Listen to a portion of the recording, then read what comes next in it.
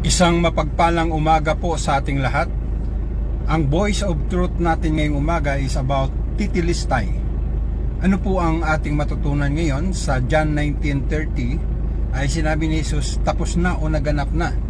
Alam niyo po ba na ang sangkatauhan ay tinapos na ang pagkakasala o pagkakautang nito mula sa nandaya sa kanila kay Satanas. Kaya nga sinabi ni Kristo sa kanyang salita, ito'y naganap na o natapos na o paid in full.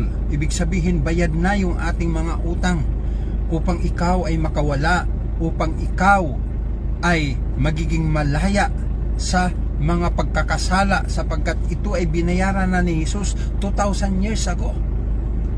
Kaya napakaganda po ang description ng Biblia na nagsasabi, kung si Kristo ay pinalaya na tayo, huwag raw nating sayangin yung kalayaang ito, gamitin natin ito upang maparangalan ng kanyang pangalan, dahil hindi dugo ng kambing o asno o baka ang pinangbayad sa iyo, kundi ang kanyang dugo na nabuhos sa krus ng Kalbaryo. Hindi ginto, hindi mamahaling alahas, kundi ang kanyang katawan na bayubay sa krus, ang kanyang dugo ay binayad niya para sa ating kalayaan, para sa ating kabutihan.